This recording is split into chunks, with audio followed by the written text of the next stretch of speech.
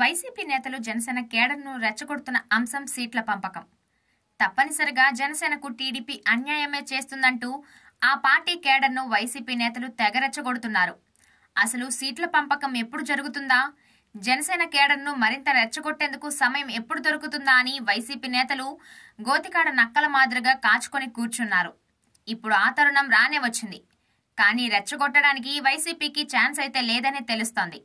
ఎందుకంటే జనసేనకు మంచి ఫిగర్నే టీడీపీ ఇచ్చింది. ఎంపీ సీట్లు, ఇటు అసెంబ్లీ స్థానాల విషయంలో ఎలాంటి లోటు రానివ్వలేదు. పిఠాపురం నుంచి పవన్ పోటీ.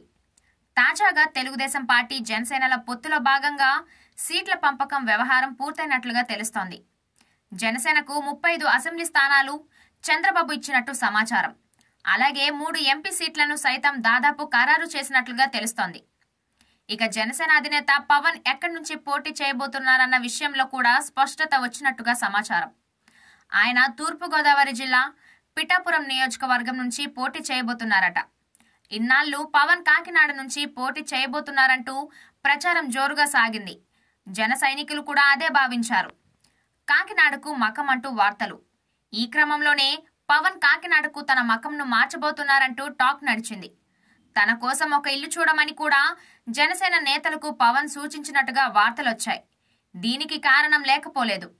పవన్ వరుసగా 3 రోజుల పాటు కాకినాడలోనే మకం వేయడం, జనసేన నేతలు కేడర్తో చర్చలు జరపడం, ఆపై మరో 3 రోజుల పాటు కాకినాడలో ఇంటర్నల్ మీటింగ్స్ నిర్వహించాలని జనసేన అని భావించడం వంటి విషయాలు ఈ ప్రచారానికి బలం చేకూర్చాయి. కానీ తాజాగా ఆయన పిఠాపురం నుంచి పోటీ చేయబోతున్నారంటూ వార్తలు వస్తున్నాయి.